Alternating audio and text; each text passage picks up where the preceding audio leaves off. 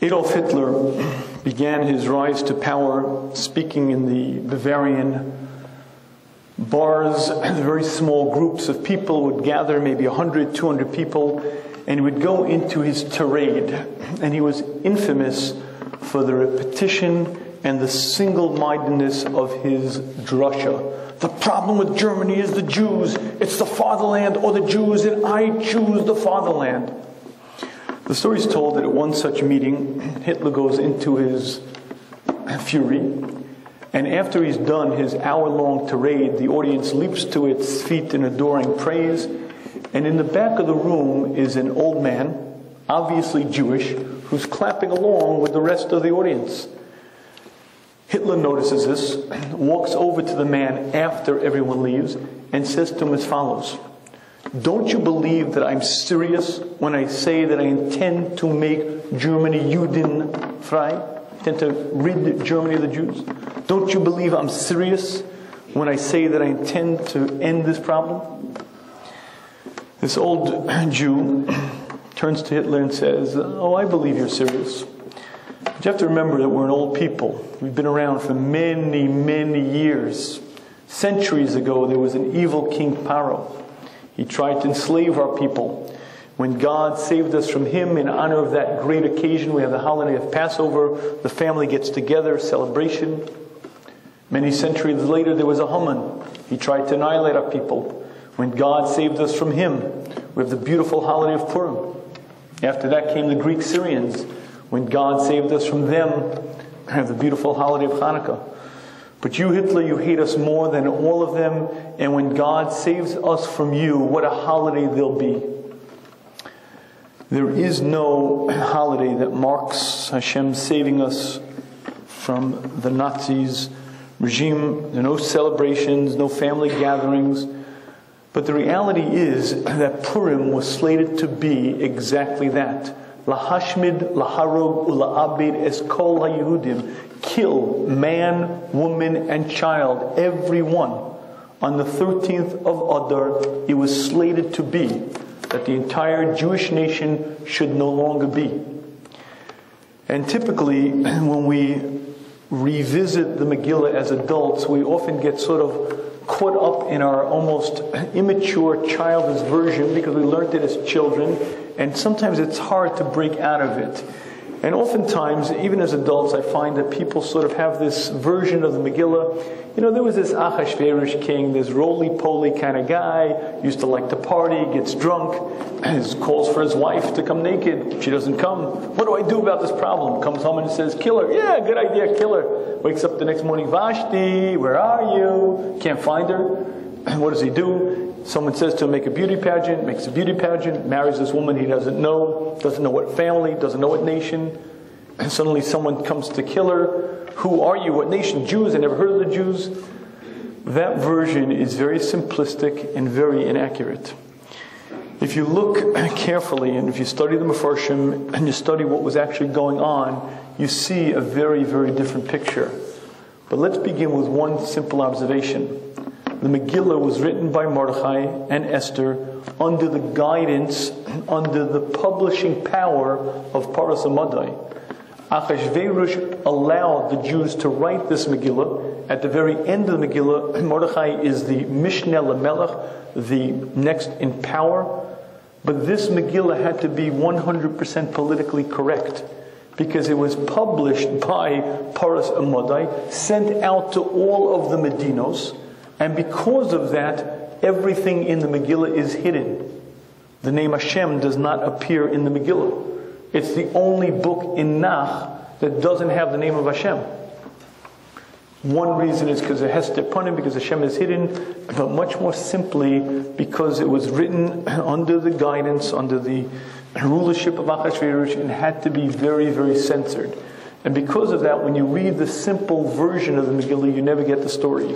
But if you study the Gemara's understanding and you pay attention to the way the Rishonim paint the picture, you see a very, very different version of reality. And let me begin with one simple point. Rashi says, Vayhi b'mei Achashverosh hu Achashverosh. It was in the days of Achashverosh. He is Achashverosh. Rashi is bothered by why the repetition. Explains Rashi, the Torah is teaching us something very important here. Hu Achashverosh hu birisho mitchiloso vatzofo. He in his wickedness, from the very first verse to the very last, he was a wicked barbarian. He was not a roly-poly, kindly Pillsbury doughboy. He was not this just easygoing, naive guy. He was a power-hungry, ambitious individual who did not begin as a king. He wasn't born to nobility. He scratched, clawed, clubbed his way into power. And Ibn Ezra explains one of the reasons he made the party is very eye-opening. And right away, in the beginning of the Megillah, we're explained that he made a 180-day party and then a 7-day party. Why do we, now thousands of years later, need to know the details of this party? Explains the Ibn Ezra, there's a tremendous lesson there. You see, Achashverosh was counting. The very same counting that the other first Babylonian kings and then kings after them were counting. When Yirmiyah HaNavi predicted the fall of Yisrael, the fall of the Beis HaMikdash, he also predicted that it would be 70 years of Gullus. Belshazzar began counting those years, and Belshazzar decided the 70 years are up. He made a party, he miscalculated, and he died. Achashverosh also made a calculation. He calculated the 70 years are clearly up, and he made the same mistake that Belshazzar did. He shows up to this party wearing the big begadim of the Kohen Gadol, and because, explains the Ibn Ezra, he was besimcha. He was filled with joy. Why? Because the 70 years have come and gone. The Jewish nation have not been redeemed. Obviously, Hashem is not going to redeem them. But the plot thickens dramatically when you pay attention to even a little bit more of the history here. You see, the Gemara tells us that there were 4 people who were slated to rule over Kippah. Kippah means like a yarmulke, the globe. There were 4 men who were slated to be emperors of the earth. One of them was Achashverosh. And in fact, historically, he was Melech, monarch of humanity. However, when the Megillah opens up, it's not the height of his power. The Megillah opens up, tells us that he rules over 127 medinos. What we're not told is that he had originally ruled over an additional 119 countries. Those had just recently been stolen from him. There was a rebellion, and he had lost almost half of his monarchy. Almost half of his power was ripped out from under him. And the Megillah Storim, the Nesivos explains, by all rights, he should have been miserable. He should have been despondent. He went from monarch of the earth, the most powerful man. Did I say something about rabbis setting up sound systems? Yeah. Is this too loud anyway? No, it's good? Why is the feedback now? This is off. I could still do popcorn, by the way, in the microwave. And GPS, not too bad either. All right. He had gone from being that unbelievable emperor of the earth to now being only half the man he had been, and explains in the Nesivos he should have been despondent, he should have been depressed, but he made a party. Why did he make a party? Because the Nesivos explains that whenever Hashem sends us into exile, Hashem scatters us across the 4 corners of the earth. Why is that? Because if an evil king will rise up and decide to destroy the Jews, he may be able to kill a segment of the people, but there'll be population pockets in other parts of the world. Hashem never allows the Jewish nation to be under one rulership, so that no one king can annihilate the people. When Achashverosh had been monarch of the earth, obviously every Jew alive was under his dominion. Amazingly, after losing almost half of his power, he still remained with every Jew under his domain. It was almost like you could tell whether an area would remain with him or not based on if there were Jews. If there were Jews in that area, that city-state remained with him.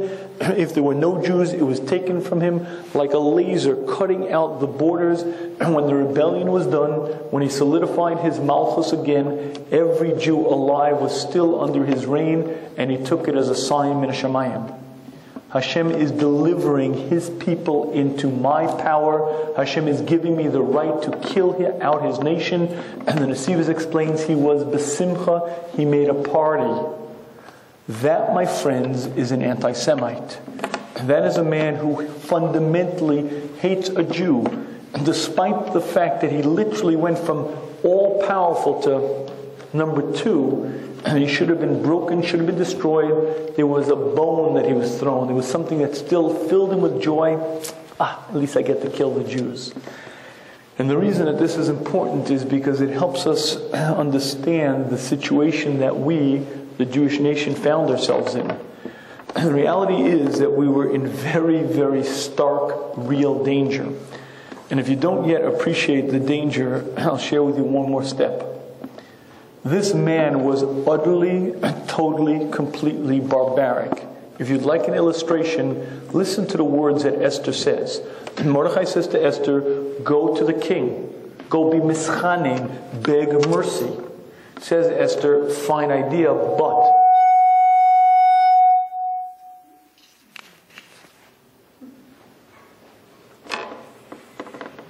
Fine idea, but I haven't been called to the king for 30 days. And everyone knows that if you walk into the king's private throne room without being invited, achas daso lahamis. There's one das, there's one rule. You're killed if you walk into Achashverosh's private throne room without a royal invitation. You're destroyed. The Midrash tells us that Esther walked in. She was lovish malchus. She was wearing the robe. She was wearing the crown. She walked into the throne room, and the 2 guardsmen at Achashverosh's side stepped forward immediately to kill her. They were going to murder the queen on the king's throne room floor. Except for the fact that Achashverosh put down the sharbit azav, he put down the scepter, at which point they stepped back. But understand that the queen herself had no protectia. The queen herself would have been killed in cold blood because this man was absolutely, utterly, and completely barbaric. So let's sort of put the pieces together over here. And we have a man who hates Jews to an extent that's hard to imagine. A decree has been sent out to destroy the Jewish nation. The man is absolutely unerring and unbudging in his decrees. And he adds one more step to the decree to sort of seal the fate. It's a very simple word that's used in the Pesach. It says, Ushlolam lavos. Kill the Jews, lahashmid, laharag, la'abed, ushlolam lavos. Now, if you don't pay attention, you don't realize what those words mean. But shlolam lavos was the key to the danger. Throughout history, most of humanity had a caste system. If you were born a peasant, you basically remained a peasant. There was very little way out.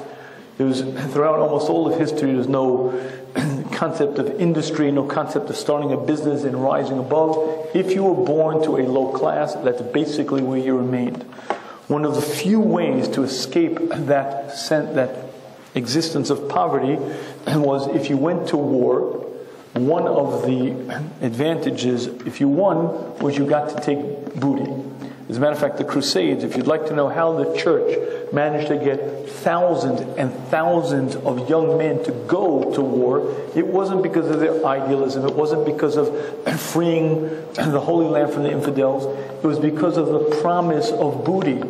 If we sack Jerusalem, the cities along the way are ours.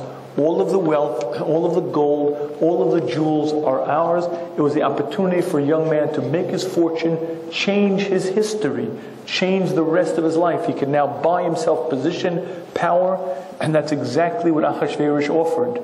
What he offered was, kill out the Jews. And if you do this, their money, their wealth is yours for the taking. Kill a Jew, and everything he has is yours. And if you'd like to understand how serious the situation was, the Targum Sheni explains to us what it looked like. You see, we're told that he sent out the Igeris, right? Haman convinces Achashverosh. They send out this Igeris, this letter, to the various places. But the Targum Sheni explains to us what actually was happening. In each city, there was a center area that had a sort of a flagpole. To this flagpole they would nail any proclamation that the king made. And this was a center square. There were no emails, there were no faxes. And they would nail this letter, proclamation, to this flagpole type of thing in the center, and everyone would come and read this letter. The Targum Sheni tells us what was written in this Igeres that Achashverosh sent out. And it says as follows: "It should be known to you that a man has come to join us and help fighting our enemies. His name is Haman, the son of Agag, the son of the great Amalek from Esav, a man of great wealth.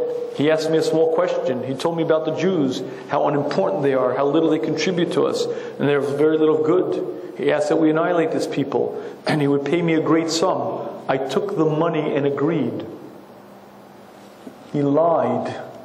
Achashverosh didn't take the money. Remember when Haman says to him, "Yeshno am echad," there's this nation, scattered nation, "I'll gladly pay you 10,000 kikar." Who brought this sound system? And if you do me a favor, could you touch it down a tiny bit, just to the left, a little on each one? "And I'll gladly pay you 10,000 kikar kesef, 10,000 talents of silver." What does Achashverosh say? "HaKesef nosan lach, va'am lasas bo ketov beinecha." Turn it to the left slightly, just a little bit. And if you do the same to the other one, please.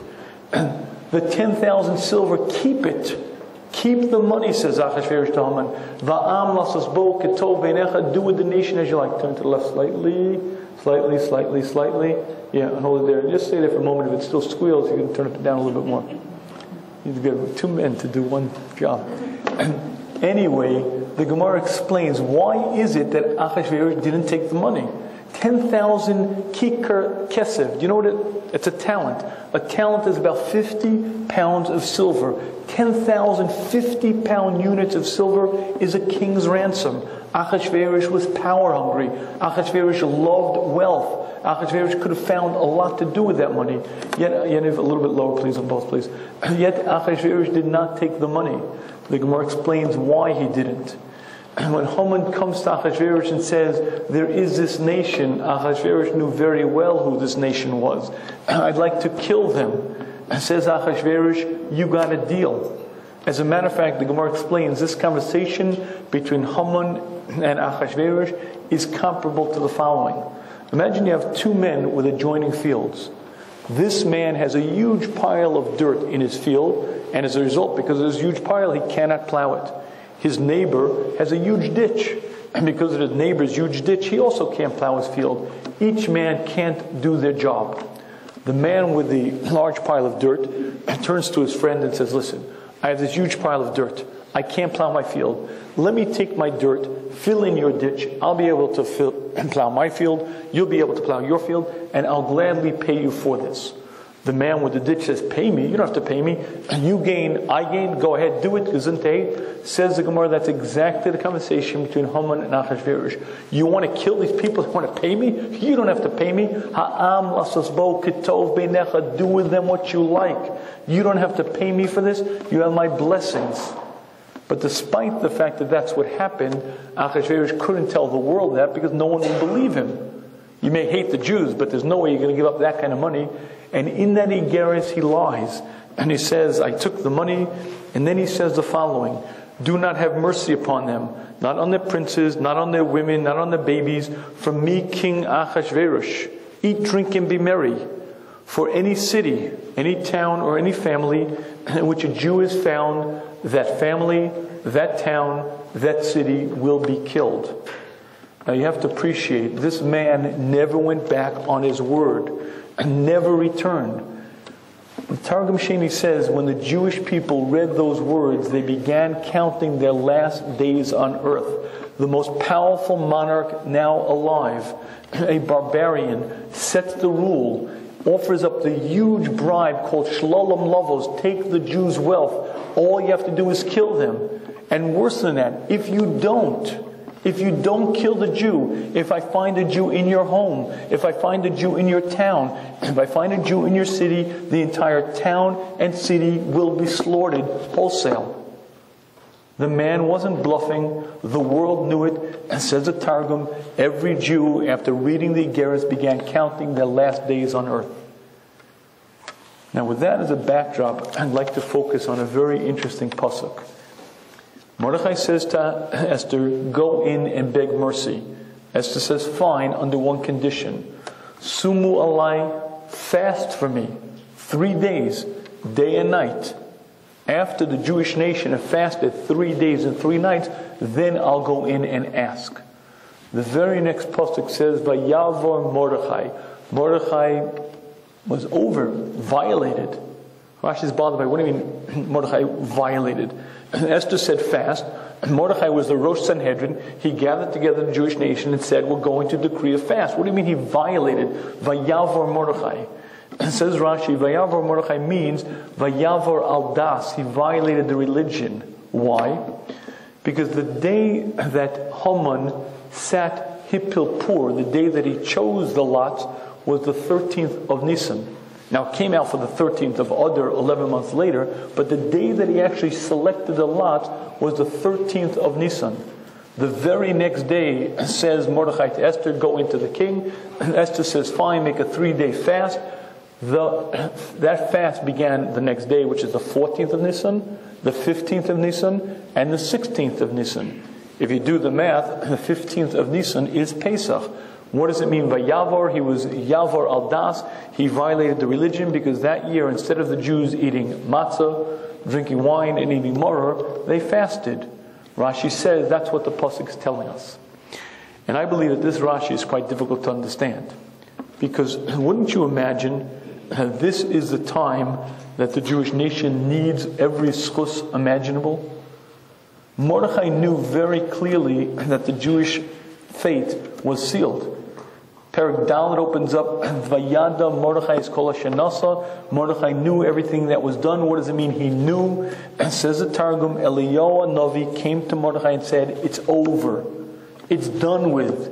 It's not Achashverosh's decree. It's not Haman's decree. Hashem himself wrote that decree. Hashem is furious with the Jewish nation. They've gone against his will. That being said, Mordechai, who's the Rosh Sanhedrin, the leader of the generation, understands the tremendous need for schusim, for merit. Wouldn't you imagine that Mordechai would say as follows, Rabosai, gather together, listen, tomorrow is Pesach. Listen very carefully. Go home. Eat those matzahs with the best intentions imaginable. Sit at the Seder table and fulfill the mitzvos that Hashem gave us because we need every merit possible. Then, after we've completed those mitzvahs, after we've gotten the extra schusim, then we'll gather together in a tshuva rally. We'll fast for 3 days and 3 nights. But that's not what Mordechai says. Tomorrow, Yud Daled, Tesvav, and Tesayin, we're going to fast immediately. And Pesach this year will be spent without matzah, marror, and Daled Kosas. And Pesach this year will be sat on the floor in fast. And the question is, why in the world would Mordechai do it? The sensible, logical thing to do, send the people home, let them use the day appropriately, let them eat. Then, once Pesach is done, let them come back. Maybe Chol HaMoed, or probably better off at the end of Pesach. Let them come back. You'll make the 3-day fast, and you'll continue. There are 11 months to go until the decree is going to be fulfilled. What's the urgency? What's the rush? And I'd like to see if we could answer this and get a better understanding as to what it is that Chazal is sharing with us. And to do that, I'd like to share with you an interesting concept. In Asia today, the beast of burden still remains the elephant. In many, many areas, you could still find the elephant as the workhorse of the jungle, picking up huge logs that weigh literally thousands of pounds all day long. The elephant will trudge through the undergrowth day in and day out. It is the beast of burden for much of what goes on in that part of the world. Interestingly enough, at night, after the elephant has done its job, the trainer will tie it to a peg in the ground with a rope that's not that strong. And if you look at the elephant, you might have the following question. Powerful behemoth tied to a small peg with a rather weak rope. And yet the elephant remains exactly where he is all night long. Despite the fact that many a time the elephant would like to go foraging in the jungle, would like to go eat, but it remains exactly where it is, tied to that peg in the ground. And the astonishing part is that if you look at the strength of the elephant, look at the weakness of the rope, you quickly conclude that the rope cannot possibly contain the elephant. Yet the elephant remains there and cannot escape. And the reason why it cannot escape is because the elephant has been trained since its youth. You see, when the elephant is born, it weighs about 250 pounds. The trainer will tie it to a peg in the ground with a rope that's not that strong. But the baby elephant isn't that strong. The baby elephant tries to escape once, and tries to escape twice, a week, a month. After a while, the baby elephant learns its lesson. It cannot escape that peg in the ground. That lesson remains fixed in its understanding. Even when the fully grown elephant weighs 14,000 pounds, it can plow through a cement wall like it's nothing. There is no way in the world that rope can possibly contain this powerful behemoth, but it remains fixed to that spot, cannot escape, because in its limited understanding, it cannot escape that peg in the ground. And I believe that this is a very apt parable to many people that you'll meet. You will meet many, many people who have tremendous talents, tremendous abilities, and don't accomplish a fraction of what they could. Not because they're not intelligent, not because they don't have capacity, but because they're shackled to limiting beliefs. Who am I? I'm a little person. I'm not some great shaper of men. I'm not some great individual. I'm a regular, simple person. And that person becomes shackled to a very small version of reality, a very small version of himself. And despite his abilities, and despite his capacity, will not amount to much. Many, many people you meet remain shackled to very limiting beliefs, to a very small version of themselves, and as a result, they cannot accomplish a fraction of what they could. I'll share with you an example of this. In 1997, in Tallahassee, Florida, a young boy was involved in a car accident, and his arm was pinned under the wheel of a car. Now, the EMTs came rushing to the scene. The ambulance was called. But the problem was that the boy's arm was literally pinned under the wheel of the car, and they couldn't get him to the hospital. An onlooker, witnessing the scene, rushes over, reaches down to the fender, lifts up the car, and the EMTs quickly get the boy out, send him to the hospital. They put him back together. The boy was well and safe. This story became a media sensation, because the onlooker was not some burly fireman, not some trained emergency technician. The onlooker was the boy's 63-year-old grandmother, who had never lifted anything heavier before in her life than a bag of dog food.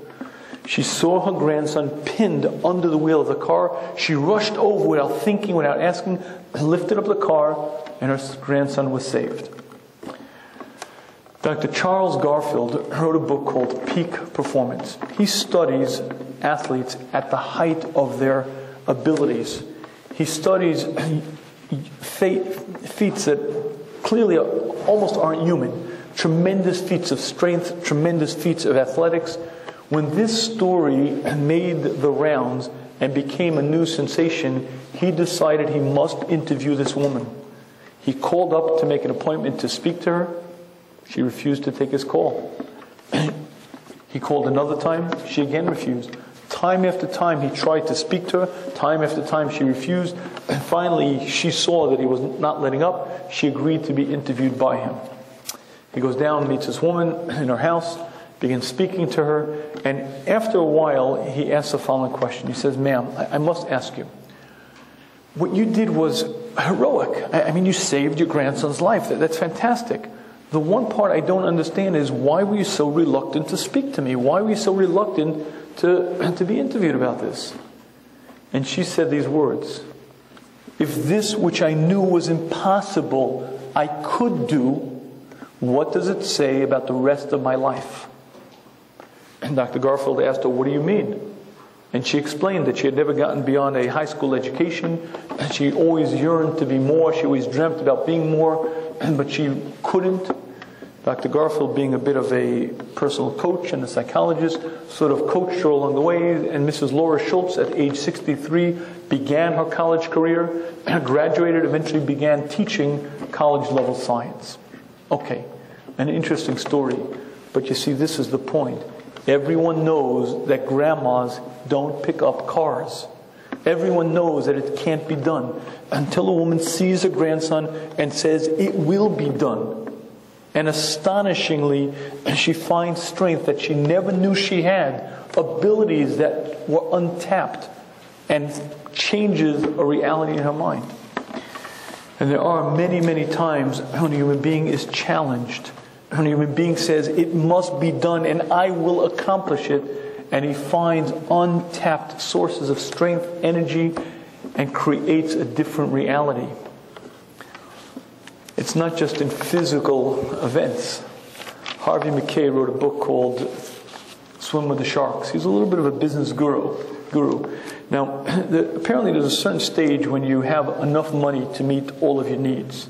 You have enough money to buy everything you need. You have enough money that you really have nothing to do with your money.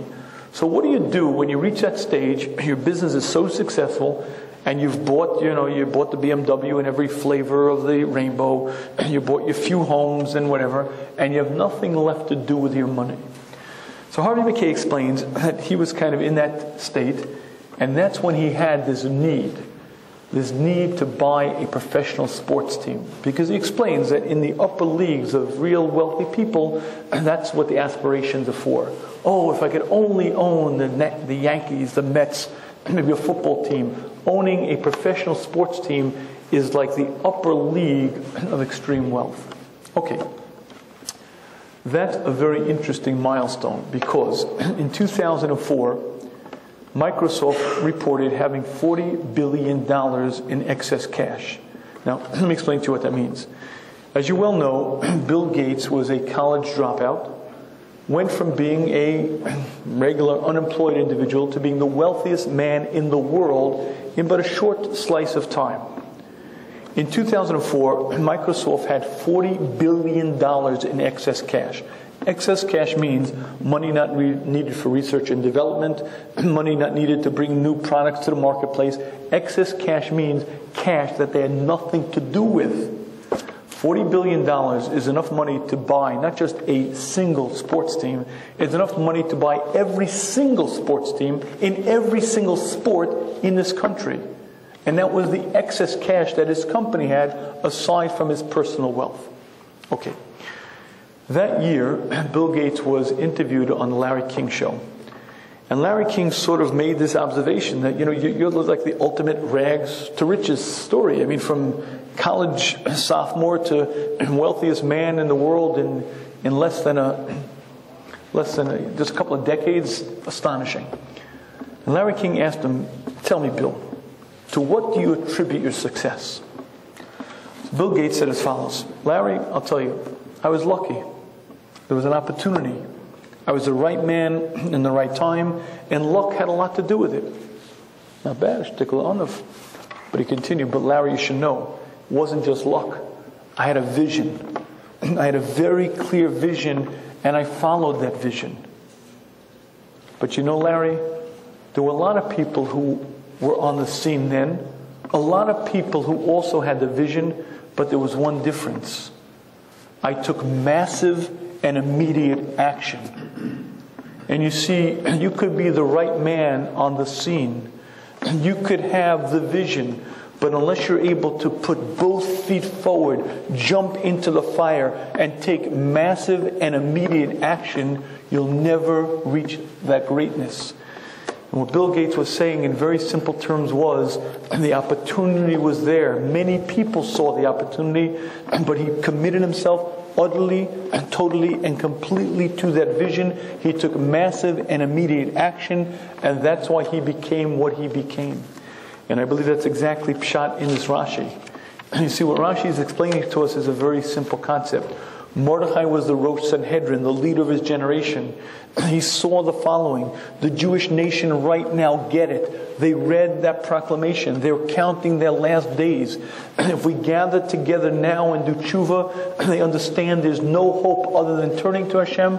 And with that understanding, they could reach heights. They could really turn it around. But let's say we send them home. Send them home for a couple of days. Go eat matzah. Go drink the wine. Yes, it's true that they'll fulfill those mitzvos, but when they come back, there won't be the same firepower. It won't be with the same desperation. It won't be with the same sense of urgency. It may not work. And the reality is that this became the greatest tshuva rally in history. The Medrash explains to us that Mordechai, as the Rosh Sanhedrin, went into Shushan, into this very large square. He put on sackcloth, put ashes on. He sat down in the center of the square. People began coming. The Gadol Hador, the head of the Sanhedrin, is sitting on the floor in ashes and sackcloth. They began asking him, what's going on? Eliyahu Hanavi told me Hashem is furious with the nation. Hundreds began gathering, thousands more. The Medrash tells us that in this tshuva rally there were 10,000 Kohanim blowing shofars, and it was the greatest single act of tshuva ever in humanity.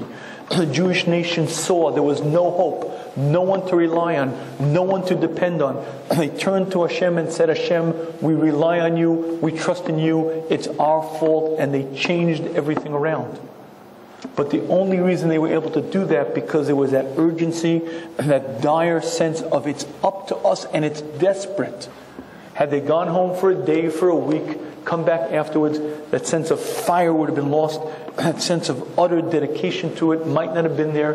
And Mordechai was afraid that the Klal Yisrael would not do tshuva. It was worthy to give up matzah, marror, and dalit kosas that year because the danger of allowing the fires to cool were too great.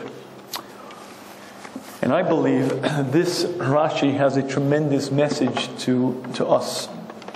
And let me share with you what I mean. I live a 12-minute walk from Yeshiva Or Sameach. Regularly, we have guys over. And everyone knows in Or Sameach, at least certainly after the first time they come to the Schaefer house, that you're welcome to come for a meal, but there's a price that you have to pay. The price that you have to pay is you have to tell your story. And each guy that comes has to tell the story how he became a Baal Tshuva. And my kids sit there, their mouths drop. Because one story, more motivating, more powerful than the next. I heard something, I saw something, I went to a shiur, something happened, and I decided this is right. And you hear people who go from 0 to 60 with such firepower, with such determination. It's so refreshing, it's so invigorating. It is one of the most beautiful experiences that my family enjoys. And by the way, we collect these stories. Okay.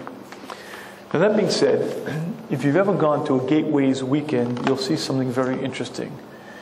400 Jews in the room, world-class presenters, people who are so polished and who present the truth of Torah in such an irrefutable, logical manner that you see secular people, hundreds of them going, the man's right. He's right. Hour after hour, day after day, it's 3 days, almost straight presentation, entertaining, engaging truth. And you could watch hundreds of people literally go, he's right. Man is right. And then a very interesting thing happens after the weekend. 90%, maybe 95% of the people go home and live the exact same lifestyle that they had been leading up till then. Not a change, not a difference whatsoever. It's only 5%, maximum 10% at most, who say, wait a minute, that's truth and I will do something about it. That's emes and I will lead my life according to it. But the vast majority of the people there hear the words of truth, agree that it's emes, I should, I could, I would, but I'm not gonna. And I'd like to share with you the why. And the why is because change is very difficult. You could hear something and know it's 100% right. You could know that it's Hashem's word. You could know that your life here will be greatly enriched. Surely your life in the world to come. But it means change. It means a lifestyle change. It means a behavioral change. It means a very difficult process. And most people just don't seem to have the gumption, the guts, the courage, the fortitude to say, you're right, and I will act on it. And the difference, oftentimes, between people who become great and people who become whatever is that ability to see the truth and be motivated and say, I will now take massive and immediate action. I will act on it. I will move. And oftentimes, people who do become phenomenally successful, and the vast majority of people just don't. And I believe that really is very, very applicable to us. And you see, all of us, at some point in our lives, have had dreams. I will be a certain type of person. I'll be a certain type of husband, a certain type of father. I'll be a certain individual. That's my dream. I will be. Everyone has those dreams. No one wants to be just whatever. But the Chovos HaLevavos explains to us that there are 4 steps to the death of dreams. There's a pathology. You could study the disease state. And he explains that there are 4 steps to the death of the dream. Initially the dream hits you and you have that vision, that's me. I will be that great person. I will be that accomplished person. But dreams take a while. And dreams don't come easy. It takes a lot of work. And if you don't act on the dream and you don't start making massive and immediate actions towards realizing it, the excuse stage begins. Listen, I'll begin the process, but not now. I have to finish school. I have to make a little bit of money first. I have to finish this and finish that. And the excuses begin. And the excuses begin, and they begin piling up next week, next year, next month, next whatever. And that's the first stage of the disease state, the first stage of the death of the dream. And then begins the second stage. And the second stage is what he calls the zilzal, mocking the dream. That dream, that vision for idealists. It was unrealistic. I'm not that kind of person. It's a different generation. It's a different time period. And that which you held in such esteem, that beautiful vision of yourself, now becomes whatever. Derision, scorn, mocking. And that remains for a while, and then you move on to stage 3. Stage 3 is where the dream becomes very, very vague. And at that point, you're sort of left the dream. You no longer dream the dream. You no longer envision being that person. You no longer want to be that. And then you reach stage 4. And stage 4 is where the dream is forgotten. Now, my friends, most people you will meet in life wake up at some stage, whether it's at 40, at 60, or at 80, and say the words, I could have, should have, and would have. I would have become a great individual. I could have reached heights. I should have. But when they wake up to realize that they left that dream 20 years ago, 30 years ago, 40 years ago, it's too late. They lived their life is over, and they blew it. And one of the great keys to success in life is to find moments of inspiration, but that's the easy part. You walk into a shul on Shabbos, and for some reason, you're moved. You feel the holiness of Shabbos. You go to a funeral, and you go to the funeral of a young person, and you realize that life is short, fleeting, and passing. And you have an inspiration. We all have those moments of inspiration. One of the keys to success in life is when you're inspired to move on it, to take massive and immediate action. I get it. Life is short. I don't want to be whatever. I'm not satisfied with complacency. This is my goal, and these are the steps that I will take to reach those goals. And the ability to step forward, and the ability to say, this is the moment and I will seize it. I will act on it. And I will move forward, is the ability to take those dreams and actualize them to become the great individual that you can become. But if you have all the capacity in the world, and you have those moments of inspiration, but you don't move on them, you don't take concrete, massive action right then, inspiration tends to fade. You just get a little bit older, a little bit more tired, a little bit more weary and leery of this thing called life, and you end up whatever. And you may be like that powerful elephant, powerful, chained to a very small version of what you are.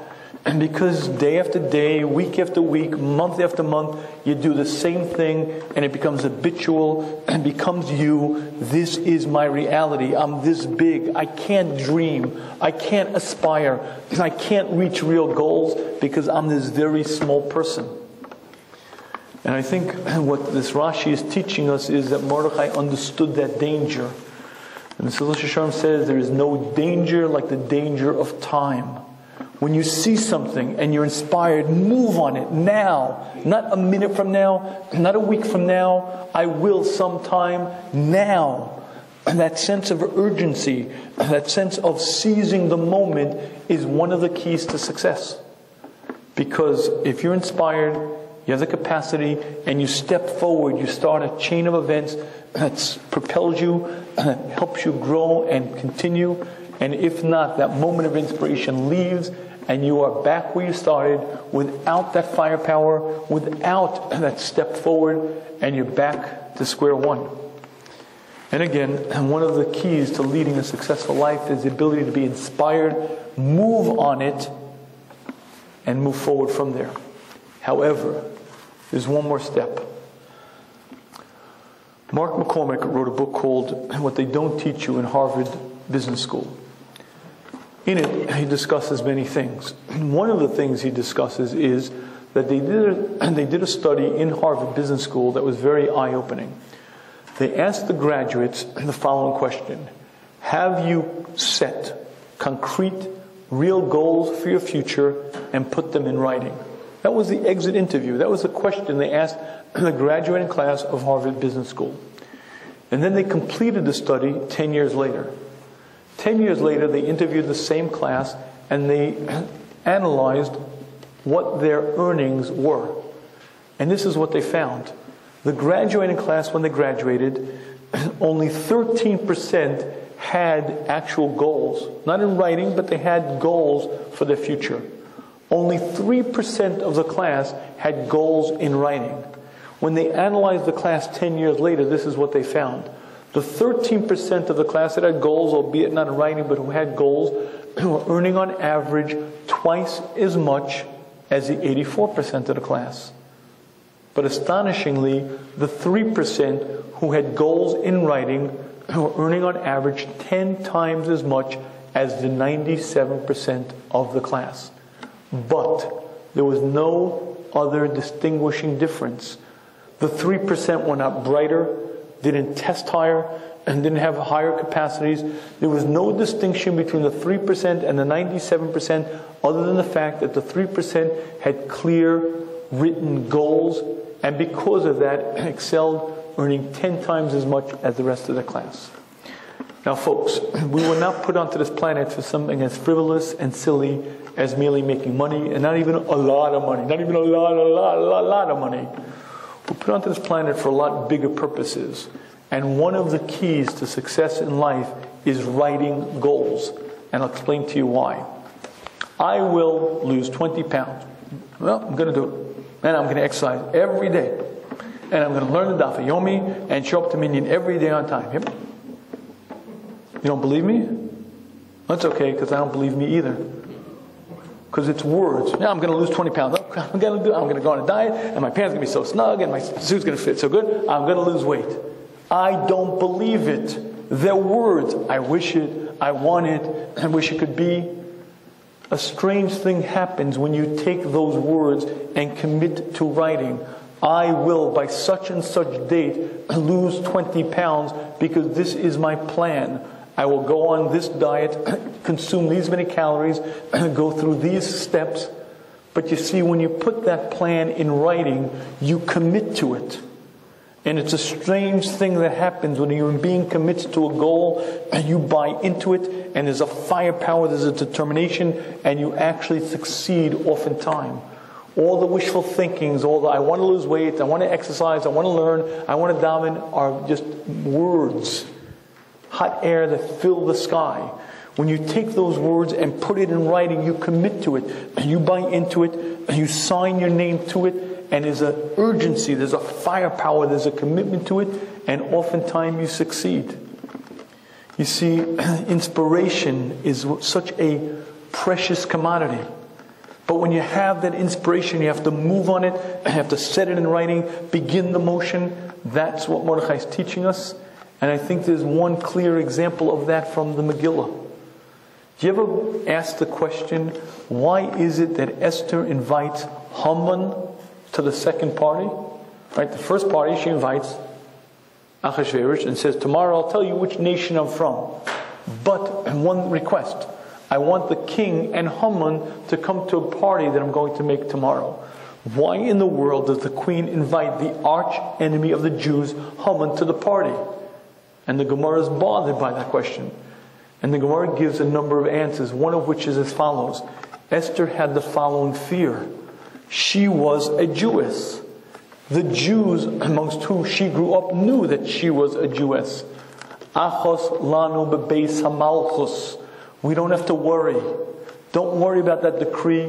We have a friend in high powers. The queen herself is a Jewess.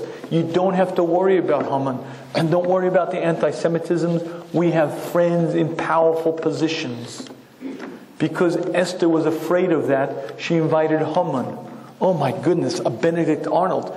And she invites our arch enemy Haman himself to the party. She's a traitor. She's no longer Jewish. Count her out.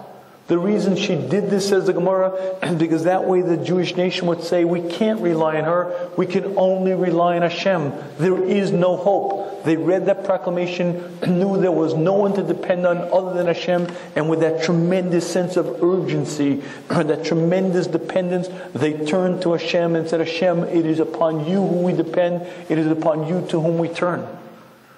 But you see, that powerful commitment, that utter, total, complete determination and devotion to Hashem is what was needed. That's what Mordechai understood. You can't wait, you can't delay, you can't allow time to pass. He made the decree immediately, and this, my friends, is one of the great secrets to success in life. When you have a dream, and we all have it, you have to bring it out and hold it in front of you. And if the dream has gotten stale and it's gotten old, you got to take it out, blow the dust off it, and hold it up, see the beauty. And you have to ask yourself, am I satisfied with me? Is this all that I've got? Is this where I want to be 10 years from now? Am I happy leaving this earth as a whatever? And you have to bring up that dream and you have to move on it. But how do you move on it? You need moments of inspiration. They come in many different sizes and many different shapes. But when you have that moment of inspiration, you have to move. You have to take massive and immediate action. And you have to step forward and write down your goals and move on it immediately. And when you do that, oftentimes you find success. You find siyata d'shmaya. And if you don't, despite all of the capacity, all of the ability, you remain like that powerful elephant shackled to the ground. You don't amount to a fraction of what you could have been. Before I stop, I just want to mention there is a book called Stop Surviving, Start Living. Can I trouble you? Yeah. I just want to mention this book for a reason. Thank you. This book, it's not yet in the stores. It'll be available actually in the stores probably close to a month. It's I like to call it the first parak of the Mesilas Yesharim for the 21st century. It deals with big deal life questions. Why did Hashem create us? What are we doing here? What's our purpose in life? How do mitzvahs affect me? What does it mean I'll be in the world to come? I'll be dead. I'll be there. It's a very powerful, thought-provoking book. Again, even though it's not in the stores yet, Chaz Hashem, it's been very well received. We've already sold about 3,000 copies. So it really, and I've received tremendous feedback. People learning about Chavrusa, a guy in Texas bought 200 copies, giving share in it. Apparently it's been very well received and has a very real impact. It's a systematic, methodical understanding of life. If you found some of the Shmuz meaningful, I think you may find this very, very deep because it's a systematic approach to all of the concepts that we deal with.